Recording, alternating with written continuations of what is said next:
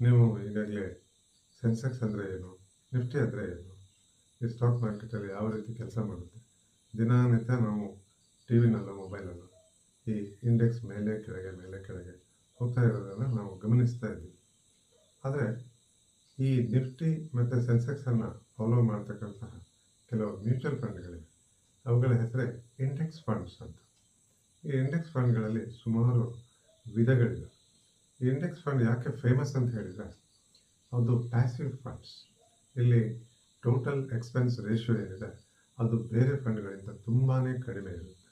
So ಹಾಗಾಗಿ ಏನು profit ಇದ್ರೂ ಕೂಡ ಅದು ಡೈರೆಕ್ಟಾಗಿ ಹೂಡಿಕೆದಾರನಿಗೆ ಅಂದರೆ ಶ್ರೀಸಾಮಾನ್ಯನಿಗೆ ಅದು ಪ್ಯಾಸ್ ಆಗಿ ಲಾಭಾಂಶವನ್ನು ಹೆಚ್ಚು ಗಳಿಸಿಕೊಡುತ್ತೆ. ಸೊ ಟೋಟಲ್ ಎಕ್ಸ್ಪೆನ್ಸ್ ರೇಷಿಯೋ ತುಂಬಾ ಕಡಿಮೆ. ಹಾಗಾಗಿ ಇದನ್ನು ಪ್ಯಾಸಿವ್ ಫಂಡ್ಸ್ ಅಂತ ಕರೀತಾರೆ. ಇಲ್ಲಿ ಫಂಡ್ ಮ್ಯಾನೇಜರ್ ಕೆಲಸ ಏನು ಅಂತಂದರೆ ಬರೀ ಇಂಡೆಕ್ಸನ್ನು ಫಾಲೋ ಮಾಡೋದು. ಉದಾಹರಣೆಗೆ ನಿಫ್ಟಿ 50 ಇಂಡೆಕ್ಸ್ ಫಂಡ್ ಅಂತ ಇದೆ. ಈ ಫಂಡಲ್ಲಿ 50 ಷೇರುಗಳು ಇದ್ದಾವೆ. ಈ 50 ಷೇರುಗಳನ್ನಷ್ಟೇ ಆತ ಸರಿಯಾಗಿ ಫಾಲೋ ಮಾಡಿಕೊಂಡು ಆ ಟ್ರ್ಯಾಕಿಂಗ್ ಎರರನ್ನು ಮಿನಿಮೈಸ್ ಮಾಡ್ಕೊಂಡಿರೋದೇ ಅವನ ಕೆಲಸ. ಸೊ ಇಲ್ಲಿ ಫಂಡ್ ಮ್ಯಾನೇಜರ್ಗೆ ಜಾಸ್ತಿ ಎಕ್ಸ್ಪರ್ಟೈಸ್ ಬೇಕಾಗ್ಬೋದು. ಸೊ ಎವ್ರಿ ಇಂಡೆಕ್ಸ್ ಫಂಡಲ್ಲಿ ಏನೇನು ಮಾಡ್ತಾರೆ ಅಂತಂದರೆ ಬರೀ ಇಂಡೆಕ್ಸಲ್ಲಿ ಇರೋವಂತಹ ಕೆಲವೊಂದು ಷೇರುಗಳನ್ನು ಅದರದ್ದೇ ರೂಪದಲ್ಲಿ ಅದರದ್ದೇ ಫಾಲೋ ಮಾಡಿಕೊಂಡು ಆ ಇಂಡೆಕ್ಸನ್ನು ಸರಿಯಾಗಿ ಮಿಮಿಕ್ ಮಾಡೋದೇ ಅದರ ಕೆಲಸ. ಈ ನಿಫ್ಟಿ ಇಂಡೆಕ್ಸ್ ಫಂಡಲ್ಲಿ ಬೇರೆ ಬೇರೆ ರೀತಿ ಇದೆ. ನಿಫ್ಟಿ 50 ಇಂಡೆಕ್ಸ್ ಅಂತ ಇದೆ. ಇದರಲ್ಲಿ ಬರೀ 50 ದೊಡ್ಡ ಬೃಹತ್ ಗಾತ್ರದ ಕಂಪನಿಗಳಿರ್ತವೆ. ಹಾಗೆಯೇ ನಿಫ್ಟಿ 100 ಅಂತ ಇದೆ. ನಿಫ್ಟಿ 100 ಅಂದರೆ ಇದರಲ್ಲಿಯೂ ಕೂಡ 100 ಬೃಹತ್ ಗಾತ್ರದ ಕಂಪನಿಗಳಿವೆ. ಹಾಗೆಯೇ ನಿಫ್ಟಿ 500 ಇದು ತುಂಬ ಬ್ರಾಡ್ ಬೇಸ್, ಇದರಲ್ಲಿ ತುಂಬ ಕಂಪನಿಗಳು ಇನ್ವಾಲ್ವ್ ಆಗುತ್ತೆ. ಹಾಗೆಯೇ ನಿಫ್ಟಿ ನೆಕ್ಸ್ಟ್ 50 ಅಂತ ಇದೆ. ನಿಫ್ಟಿ ನೆಕ್ಸ್ಟ್ 50 ಅಂತಂದರೆ ಮೊದಲ 50 ದೊಡ್ಡ ಕಂಪನಿಗಳನ್ನು ಬಿಟ್ಟುಬಿಟ್ಟು ನೆಕ್ಸ್ಟ್ 50 ಯಾವ ದೊಡ್ಡ ಕಂಪನಿಗಳಿದೆ ಅದರ ಮೇಲೆ ಹೂಡಿಕೆ ಮಾಡುವಂಥದ್ದು ನೆಕ್ಸ್ಟ್ 50.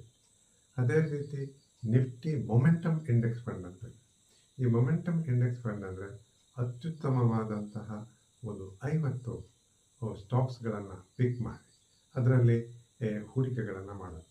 ಇದು ಸ್ವಲ್ಪ ರಿಸ್ಕಿ ಇರುತ್ತೆ, ನಿಫ್ಟಿ ಮೊಮೆಂಟಮ್ ಫಂಡ್. ಅದೇ ರೀತಿಯಾಗಿ ನಿಫ್ಟಿ ಈಕ್ವಲ್ ವೆಯ್ಟೆಡ್ ಫಂಡ್ ಅಂತ ಇದೆ. ಇದರಲ್ಲಿ ಏನಾಗುತ್ತೆ ಅಂತಂದರೆ ಈ ನಮ್ಮ ಇದರ ಅಸೆಟ್ ಅಲೋಕೇಶನ್ ಯಾವ ರೀತಿ ಇರುತ್ತೆ ಅಂದರೆ ಈ 50 ಸ್ಟಾಕ್ಗಳು ಶೇರ್ಗಳೇನಿದ್ದಾವೆ ಅವುಗಳಿಗೆ ಅದು ಈಕ್ವಲ್ ಆಗಿ ಅವರು ಡಿಸ್ಟ್ರಿಬ್ಯೂಟ್ ಮಾಡ್ತಾರೆ. ಅಂದರೆ ವೆಯ್ಟೇಜ್ ತುಂಬ ಒಂದೇ ರೀತಿಯಾಗಿರುತ್ತೆ. ಆದರೆ ನಿಫ್ಟಿ 50 ಇಂಡೆಕ್ಸಲ್ಲಿ ಈ ರೀತಿ ವೆಯ್ಟೇಜ್ ಒಂದೇ ರೀತಿ ಇರೋದಿಲ್ಲ, ಅದು ಹೆಚ್ಚು ಕಮ್ಮಿ ಇರುತ್ತೆ. ಇದನ್ನು ನಾವು ಮೊದಲನೇದಾಗಿ ತಿಳ್ಕೊಳ್ಬೇಕು. ಅದೇ ರೀತಿ ಸೆನ್ಸೆಕ್ಸ್ ಇಂಡೆಕ್ಸ್ ಫಂಡ್ ಅಂತ ಇದೆ. ಅದೇ ರೀತಿ ಸೆಕ್ಟೋರಲ್ ಫಂಡ್ಸಲ್ಲಿಯೂ ಕೂಡ ಇಂಡೆಕ್ಸ್ ಫಂಡ್ಗಳಿದೆ. ಅಂದರೆ Nifty IT index, automobile index, ಅದೇ ರೀತಿ health care index, infrastructure index, thematic index ಅಂತ ಇದನ್ನು ಕರೀತಾರೆ. ಅದೇ ರೀತಿ banking index, financial services index, ಈ ರೀತಿ ಬೇರೆ ಬೇರೆ ರೀತಿಯ ಇಂಡೆಕ್ಸ್ಗಳನ್ನು ಫಾಲೋ ಮಾಡುವಂತಹ ಮ್ಯೂಚುವಲ್ ಫಂಡ್ಗಳಿದ್ದಾವೆ. ಅದೇ ರೀತಿ ಡೆಟ್ ಫಂಡ್ಗಳ ಇಂಡೆಕ್ಸ್ಗಳನ್ನು ಕೂಡ ಫಾಲೋ ಮಾಡುವಂತಹ ಡೆಟ್ ಇಂಡೆಕ್ಸ್ ಫಂಡ್ಗಳು ಕೂಡ ಇದೆ. ಒಟ್ಟಿನಲ್ಲಿ ಇದು ಹೇಳೋದಾದರೆ ಇಂಡೆಕ್ಸ್ ಫಂಡ್ಗಳು ಹೆಚ್ಚಾಗಿ ಎಕ್ಸ್ಪೆನ್ಸ್ ರೇಷಿಯೋ ಕಡಿಮೆ ಇರೋದರಿಂದ ಇದು ಹೆಚ್ಚು ಪಾಪ್ಯುಲರ್ ಆಗಿರುತ್ತೆ. ಮತ್ತು ಇದರಲ್ಲಿ ಯಾವುದೇ ರೀತಿಯ ಆಲ್ಫಾ ಜನರೇಷನ್ ಇಲ್ಲ.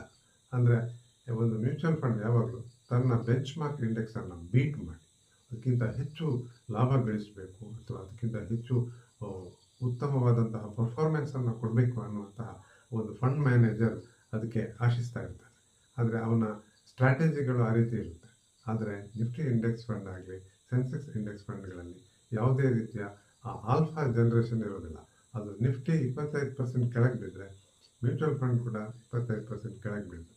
ನಿಫ್ಟಿ 25% ರೈಸ್ ಆಯಿತು ಅಂತಾದರೆ ನಮ್ಮ ಮ್ಯೂಚುವಲ್ ಫಂಡ್ ಕೂಡ 25% ಏರಿಕೆಯನ್ನು ಕಂಡುಕೊಳ್ಳುತ್ತೆ. ಆದರೆ ಇದರಲ್ಲಿ ಸ್ವಲ್ಪ ಮಿನಿಮಲ್ ಟ್ರ್ಯಾಕಿಂಗ್ ಎರರ್ ಅಂತ ಇರುತ್ತೆ. ಸೊ ನೀವು ನಿಫ್ಟಿ ಇಂಡೆಕ್ಸ್ ಫಂಡ್ಗಳಲ್ಲಿ ಹೂಡಿಕೆ ಮಾಡೋದಾದರೆ ಹೆಚ್ಚು AUM ಇರತಕ್ಕಂತಹ ಮತ್ತು ತುಂಬ ಕಡಿಮೆ ಟೋಟಲ್ ಎಕ್ಸ್ಪೆನ್ಸ್ ರೇಷಿಯೋ ಇರತಕ್ಕಂತಹ ಮತ್ತು ಮಿನಿಮಲ್ ಟ್ರ್ಯಾಕಿಂಗ್ ಎರರ್ ಇರತಕ್ಕಂತಹ ಇಂಡೆಕ್ಸ್ ಫಂಡ್ಗಳನ್ನು ಚೂಸ್ ಮಾಡಿಕೊಂಡು ಅವುಗಳಲ್ಲಿ ಹೂಡಿಕೆಗಳನ್ನು ಮಾಡಬೇಕು. ನಮಸ್ಕಾರ.